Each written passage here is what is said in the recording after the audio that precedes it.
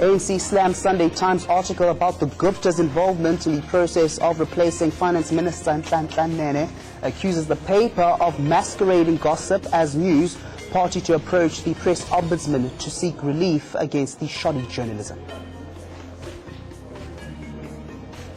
Chris Honey's daughter Lindy, where Honey reportedly wants to meet her father's killer Yanush Wallace. Move comes as a surprise as Honey's family previously refused to meet Wallace. 1 killed and 4 others wounded in Katlehong overnight. Reports of foreign shops looted in the area. 4 arrested after the rampage.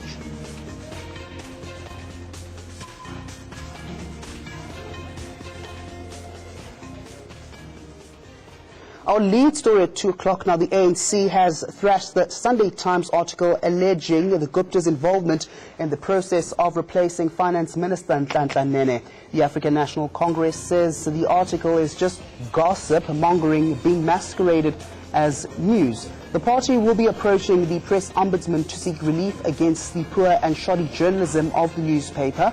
Further, the Deputy Secretary General of the African National Congress, who has also been accused of being a party to the incidents, is seeking legal advice on her options with regards to the lies being peddled by her by the paper. The article that has drawn all-round denials alleges that President Jacob Zuma's son Duduzane and members of the Gupta family offered Deputy Minister Ncebisi Jonas, then Finance Minister Nhlanhla Nene's job. The paper claims Jonas was offered the Finance Ministry twice, first by the Guptas at Santon Hotel on November the 27th last year, and again a few days later by ANC Deputy Secretary General Jesse Duarte. Denying all the accusations, Guptas insist their focus is on business, not politics.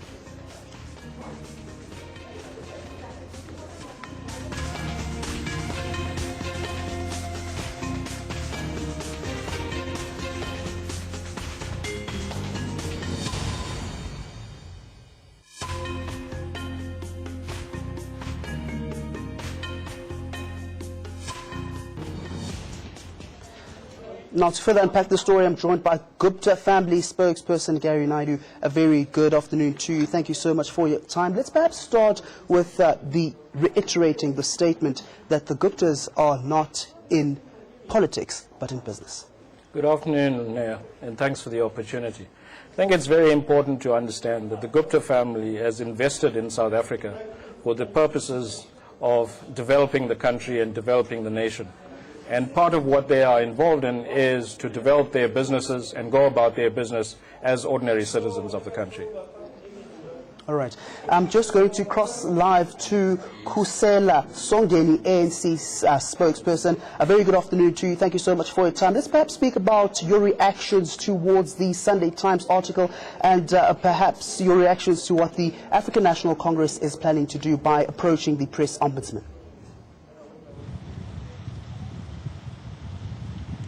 No, thank you very much for inviting us. As the African National Congress, we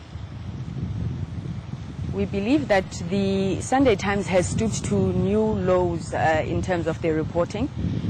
The story that they run during the day today is one that speaks of shoddy journalism.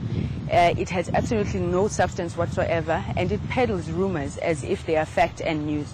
So as the African National Congress, we will be approaching the press ombudsman, and specifically we're speaking on the fact that the Sunday Times is not reporting news accurately and fairly like they're supposed to. And second to that, they have made no effort to collaborate these rumors that they've heard and that they are now running as news. The Deputy Secretary General of the African National Congress, Comrade Jesse Duarte, is also seeking legal advice on the options that are open to her. Because as you know, all the parties that are implicated in the story have roundly rejected these accusations. But the Sunday Times insists to run the story because you can't let truth stand in the way of a good story, apparently, at the Sunday Times. Okay. Perhaps what does the African National Congress want the Sunday Times to do when they approach the press ombudsman?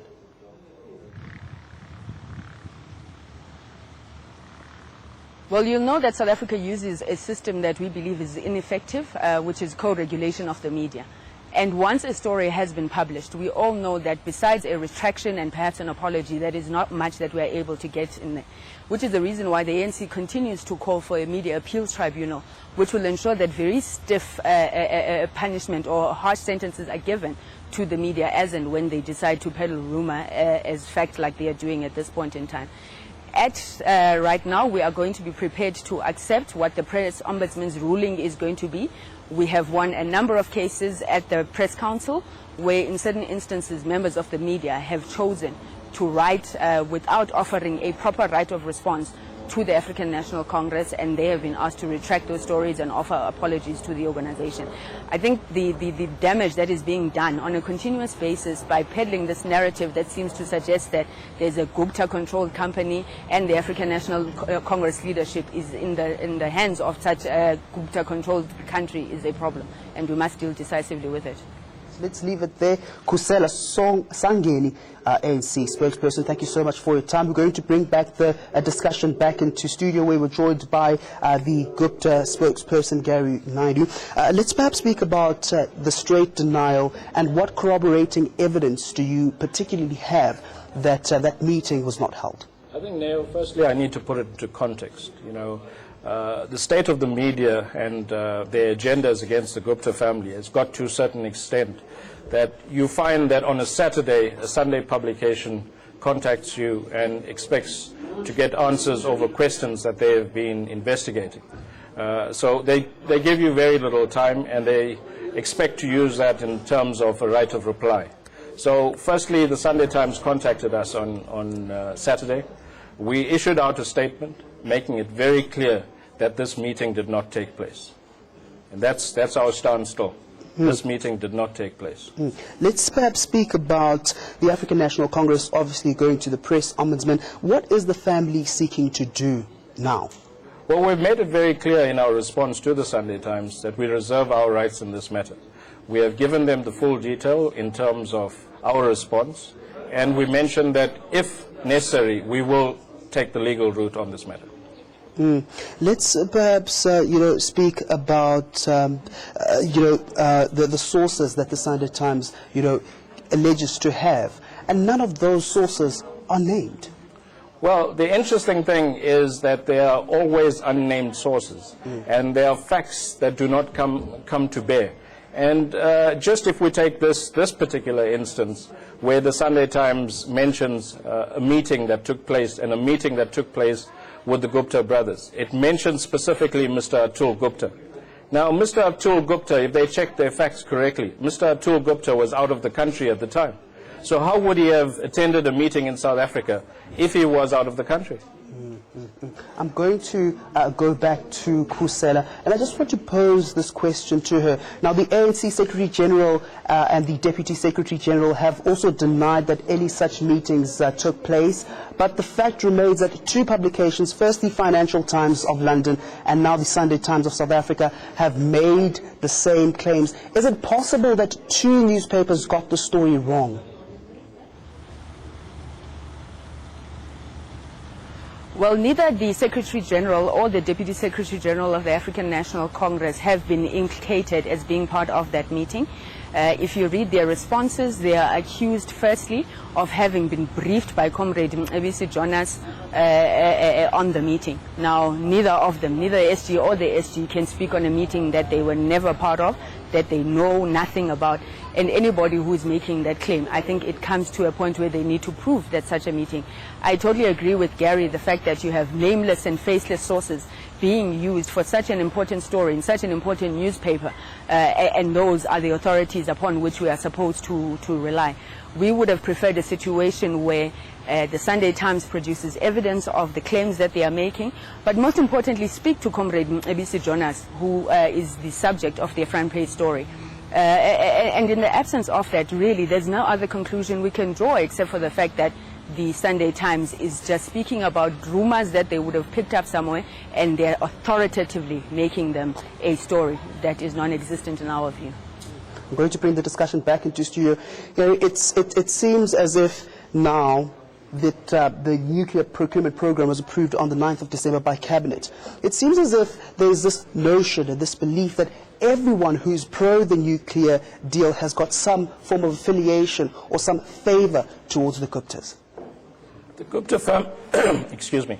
The Gupta family purchased uranium-1 some 6 years ago, and they currently are mining that particular mine which is mined for gold, and there is no real profitability in terms of mining it for uranium at this stage.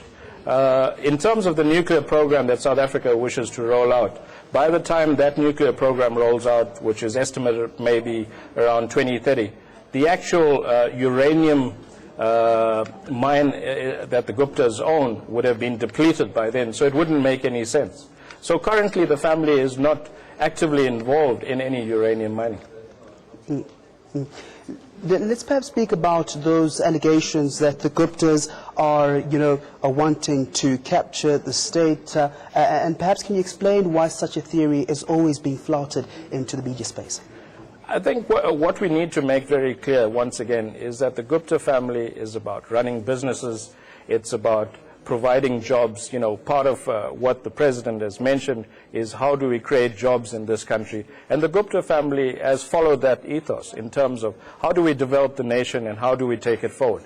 They've employed over 4,500 citizens of the country. They are in various different sectors such as mining, media, ICT, and so on. So the Gupta family is first and foremost a business family, and that's what their interest is in. They have no interest in politics. They have no intention of entering into politics. So the notion of them capturing state is totally absurd and one that is completely ridiculous. Let's go on to Kobisi Jonas, obviously declining to comment. You get the Deputy Finance Minister, declining to comment. You also get Jesse Duarte, also declining to comment. Perhaps what do you make of that? I think, as per this particular instance, in terms of the Sunday Times mentioning the Deputy Minister, the only person to answer that question is the Deputy Minister himself. And I think Sunday Times should make it their priority to get the right people to respond and get the right answers. Let's perhaps reiterate that statement that you made earlier on when you began this interview, obviously saying that the Guptas are in business and it's not anything got to do with politics. Absolutely, and we've maintained it and shown time and time again that the family is there to develop the people of South Africa in terms of creating jobs, being a net creator of jobs, and also bring diversity. So, for example, their media businesses are bringing diversity around the sector, and that's what it's about. It's about the business of creating jobs. It seems as if the ministers are not wanting to, heed to the call of the media in terms of commenting on such matters. Perhaps what do you make of that? Well, we can't run on rumors, so every time a newspaper decides to write a story that claims unnamed sources have certain stories that they would like to publish, you need to get straight from the persons involved. And I think the Guptas have shown, and the family and their spokespeople in the different entities have shown that they have responded to questions time and time again when it's been put to them. So now it's time for the others to respond to these allegations. Gary, before I let you go, let's perhaps just lastly reiterate what the Gupta family is going to be doing with regards to this issue. Well, as I mentioned, we've given Sunday Times an indication on the response that we reserve our rights, and if we believe that we need to take it any further, we will go the legal route. Let's leave it there. We're joined by Kusela Sangoni, ANC spokesperson, as well as the Gupta family spokesperson, Gary Naidu. Moving on with our updates now. Chris Honey's daughter, Lindy,